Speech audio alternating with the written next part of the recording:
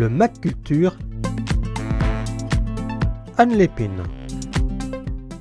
Bonjour à toutes et à tous. Temps fort de la rentrée, les Journées du patrimoine se déroulent cette année le 20, 21 et 22 septembre.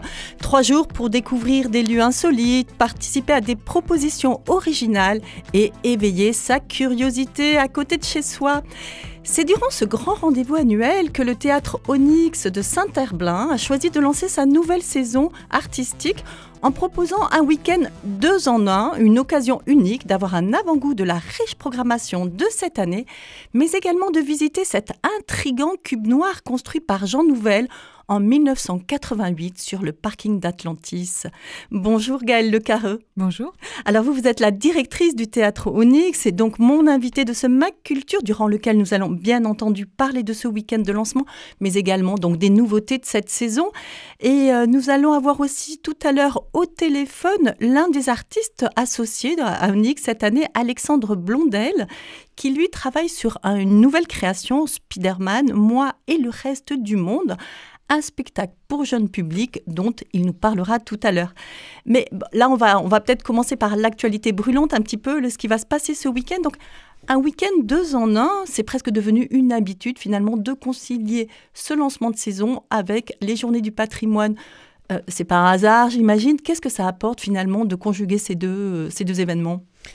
Mais non, c'est pas un hasard parce que un bâtiment de Jean Nouvel, comme vous l'avez dit, en fait, édifié depuis 1988 sur un territoire comme celui de Saint-Herblain, ça, c'est quand même une signature architecturale.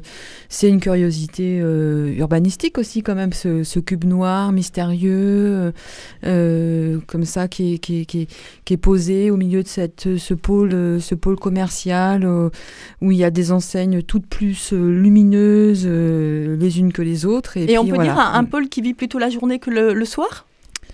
Oui, quand même. Mais à la fois, ça reste très, très éclairé, en fait. Voilà.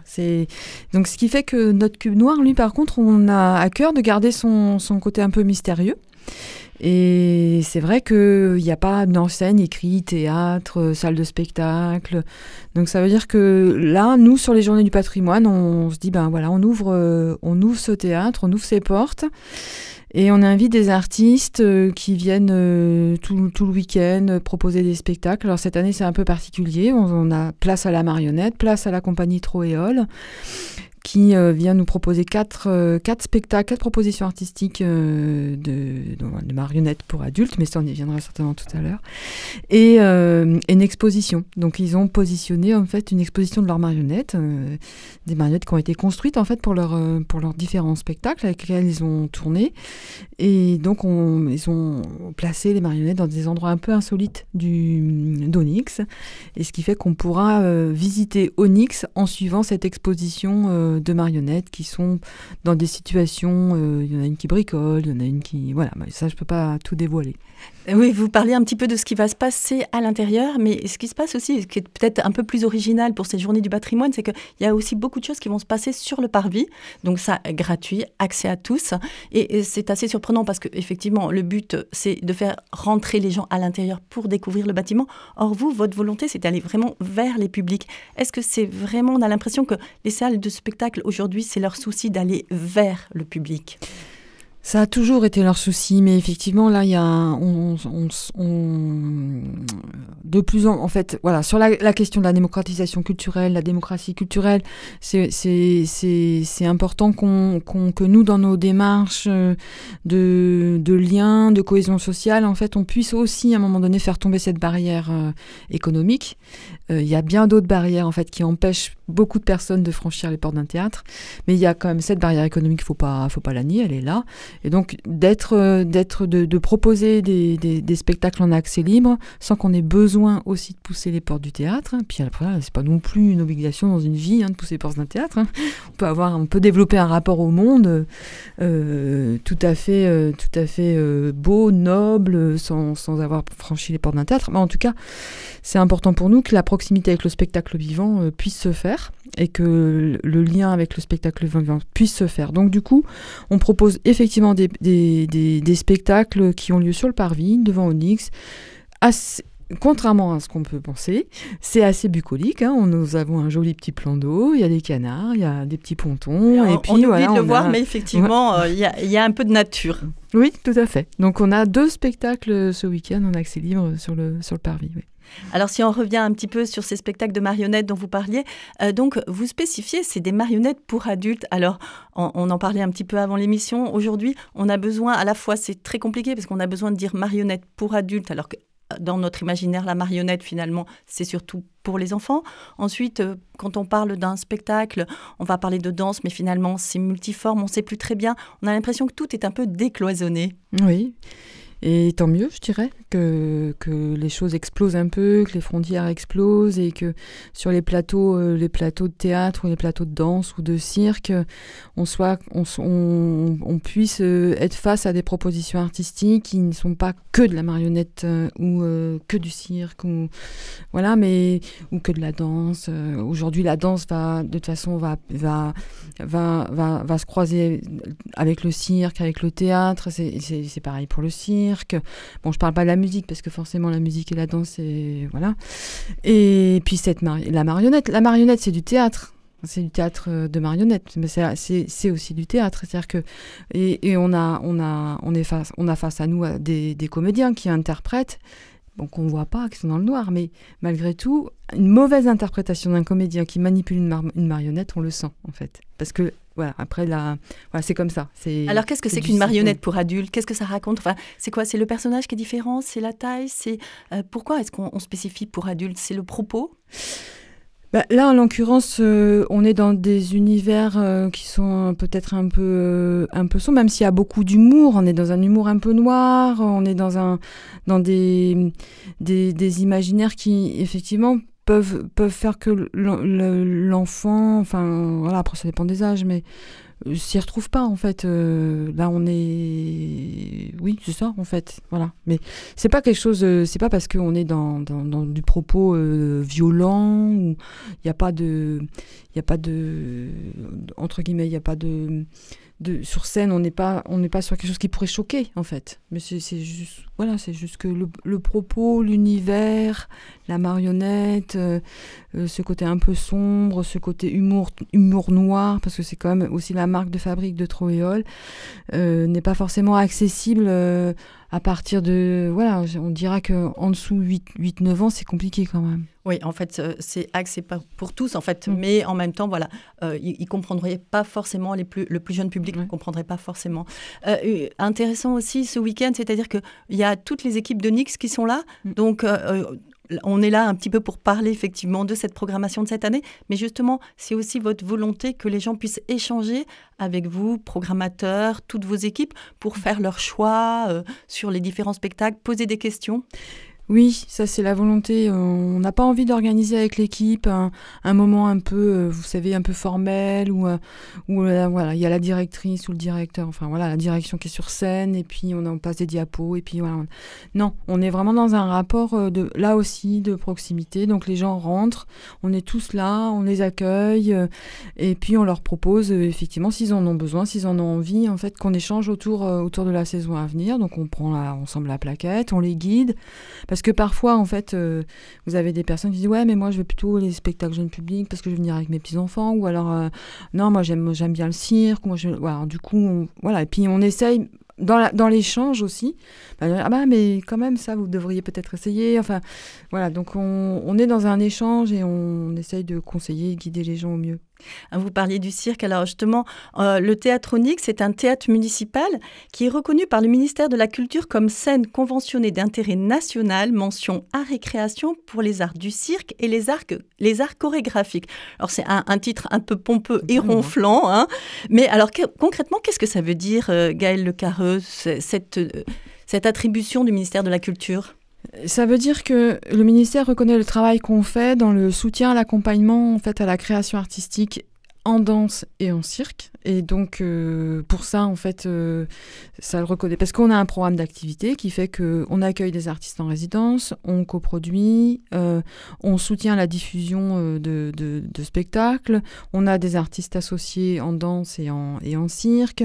Donc, ça veut dire qu'on a au sein d'une diffusion on est un théâtre généraliste, on a une scène pluridisciplinaire, mais il y a quand même deux figures dominantes qui sont que sont la danse et le cirque aussi en diffusion.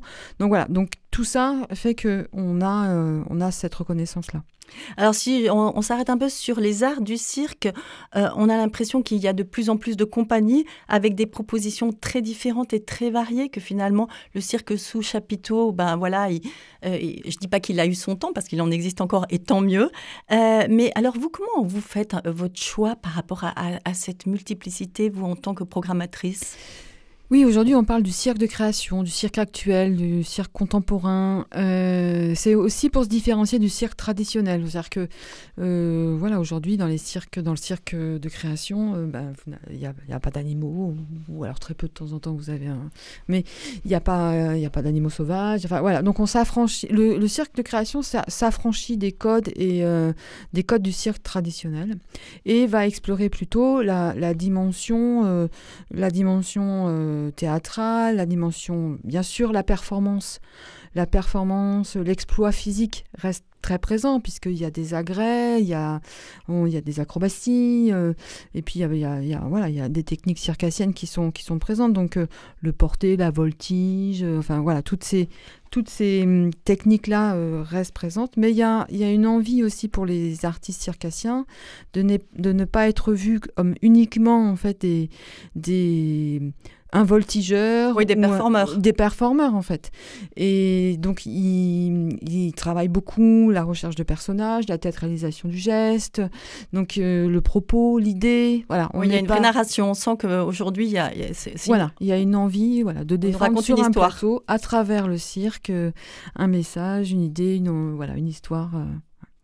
Donc parmi Alors comment je fais ? Ah oui, pardon, comment vous faites ? Effectivement, on revient à la question initiale. C'est-à-dire qu'on va voir partout en France, sur les festivals, on va rencontrer les équipes et voir les spectacles, les rencontrer en résidence. Et puis voilà, nous, on fait notre choix. Voilà. Mais l'envie pour nous, en tout cas à Onyx, c'est justement de défendre cet éclectisme et cette diversité. Voilà, donc j'imagine vous essayez de trouver des formes assez différentes et assez variées et de programmer un petit peu de tous les styles. Oui, voilà. Voilà, on n'a pas choisi de partir dans une direction particulière. C'est vraiment l'envie de montrer aussi au public que voilà, le cirque s'ouvre sur différentes esthétiques. Enfin voilà, Alors, je vous le disais en introduction, là, on va avoir Alexandre Blondel. Alors, Alexandre Blondel au téléphone.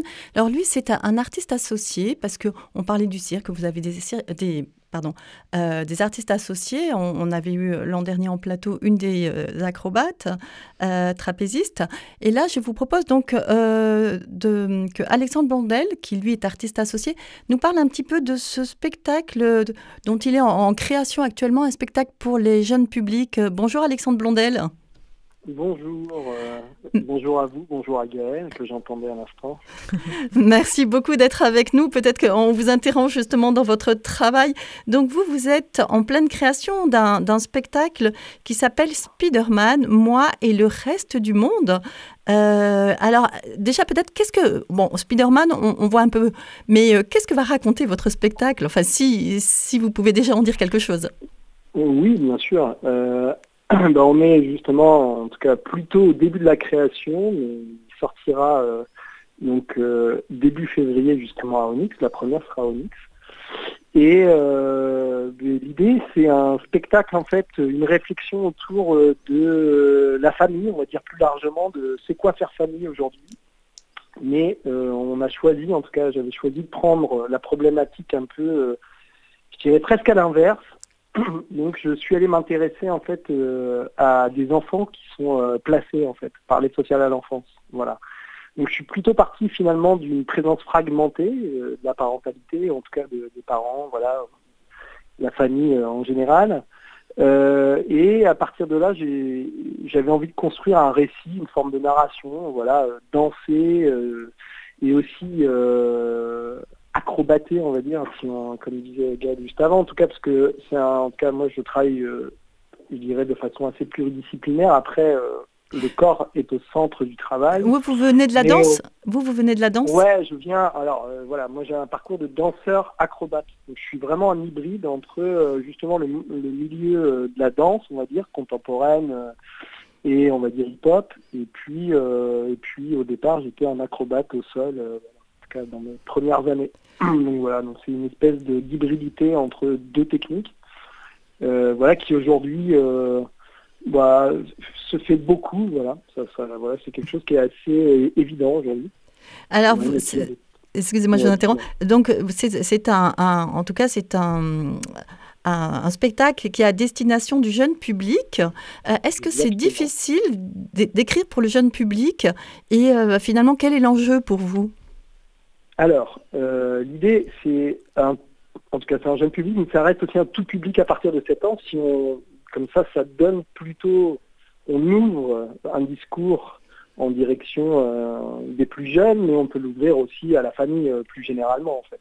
Mais l'idée, c'est justement d'essayer de réfléchir et de proposer un regard, finalement, sur la question de la différence. Moi, c'est plus ça, c'est juste raconter et essayer de proposer un projet, une performance, une pièce autour de cette question-là, d'une forme de c'est quoi être différent, et finalement, à partir de cette différence, peut-être qu'à la fin, on en fera une force, en fait. Voilà.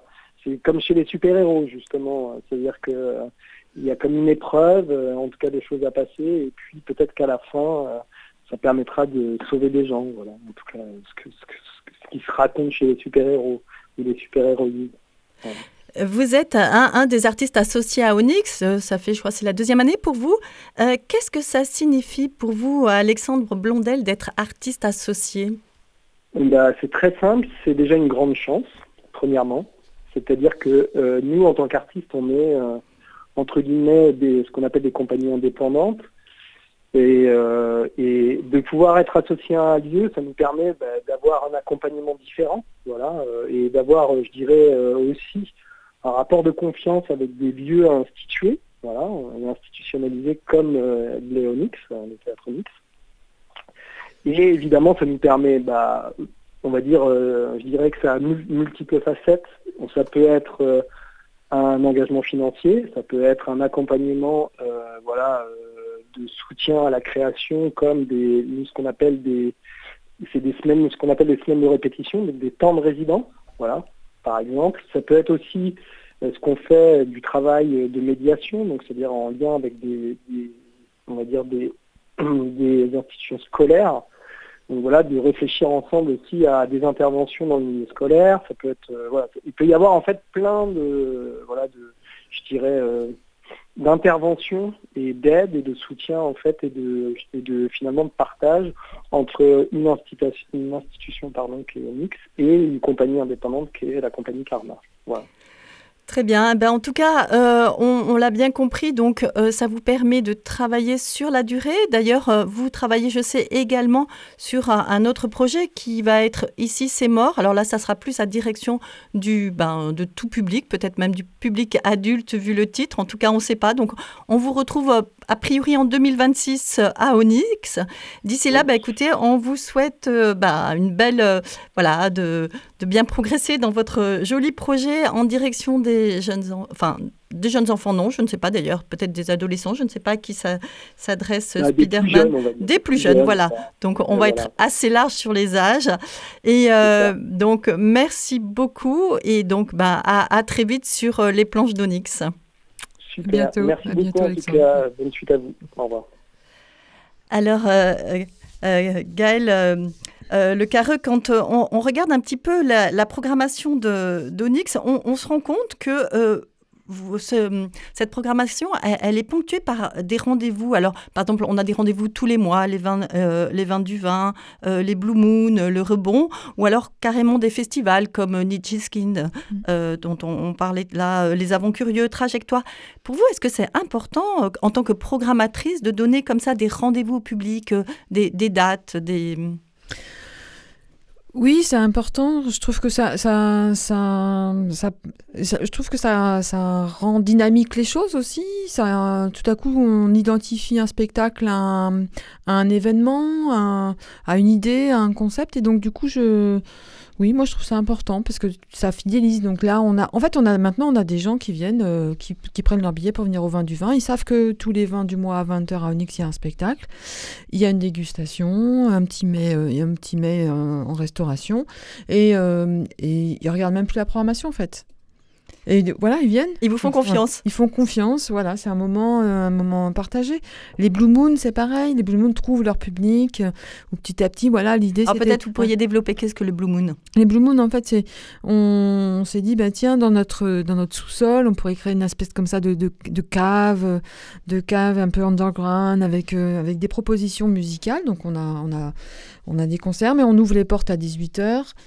On copie un peu ce qui se passe un peu autour de nous, c'est-à-dire qu'on entend beaucoup parler des after-work. Maintenant, vous savez, les gens, après le boulot, puis ils vont aller boire un verre entre collègues avant leur petit sas de décompression entre le travail et la maison.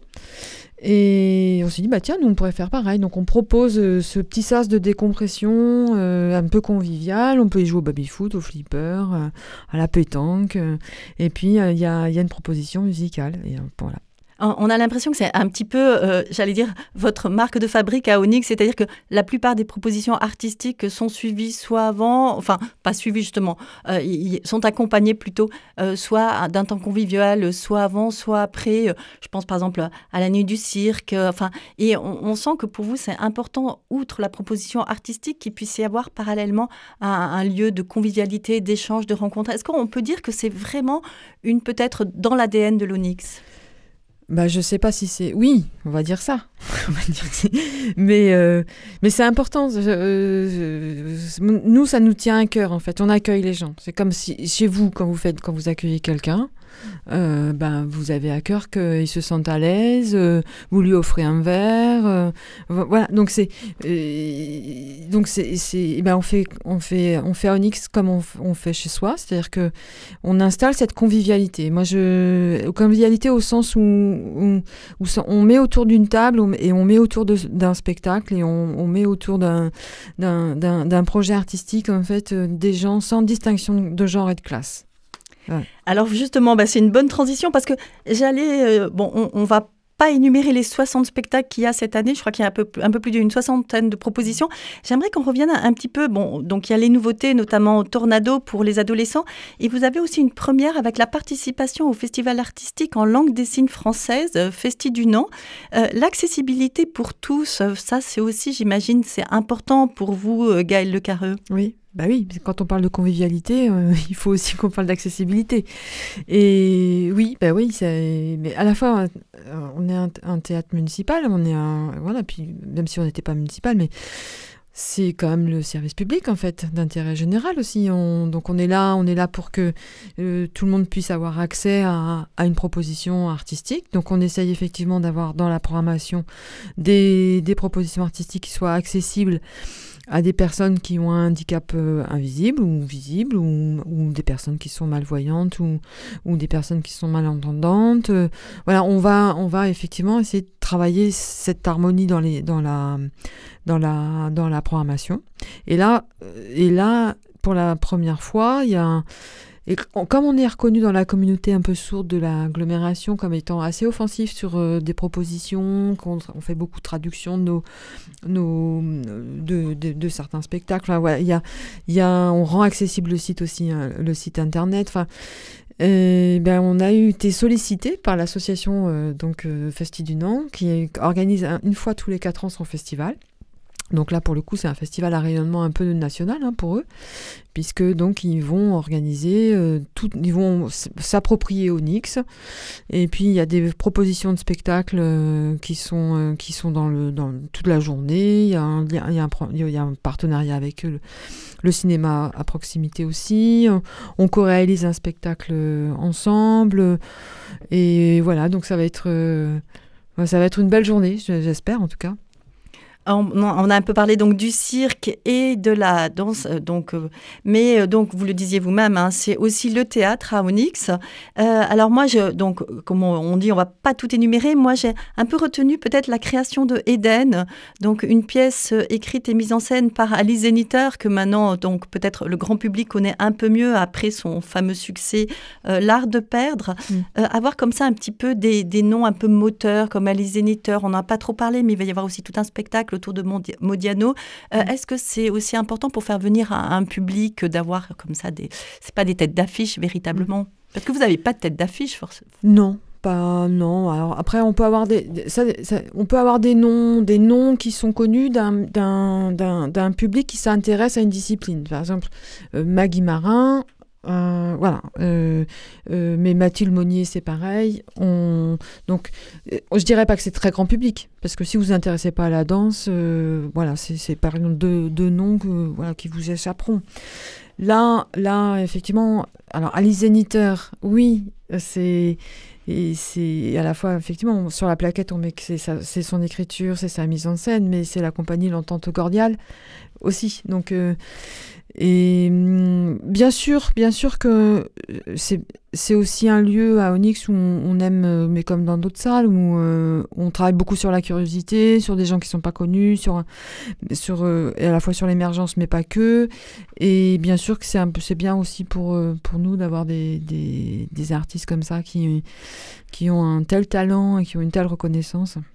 Avant malheureusement de conclure, moi j'aimerais juste qu'on parle très rapidement de quelque chose qui me paraît un peu un ovni, qui s'appelle d'ailleurs In Vivo, un théâtre audio guidé en déambulation. Alors là, il va falloir que vous nous expliquiez un peu ce que c'est, Gaëlle Le Carreux. Eh bien, écoutez, on propose de faire un parcours en déambulation, c'est-à-dire que vous avez un point de départ, on vous casque, et puis vous allez suivre une histoire au casque. Et tout en suivant cette histoire-là, vous allez déambuler dans un espace public. Et là, il y a des scènes de théâtre qui vont s'offrir à vous, avec des scènes jouées par des comédiens professionnels. Et puis, mais ça se mélange dans l'espace public, ça se mélange avec les passants, ça se mélange. Voilà, il y a aussi des personnes du quartier qui viennent un peu jouer, des comédiens bénévoles. Et donc, il y a quelque chose d'un peu ambigu comme ça. Est-ce que je suis dans mon quotidien? Est-ce que je suis dans une pièce de théâtre?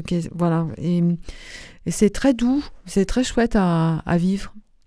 Voilà, tout ça à découvrir, donc particulièrement, entre autres ce week-end, parce qu'on n'a malheureusement pas le temps de présenter la 60aine de spectacles programmés cette année à Onyx.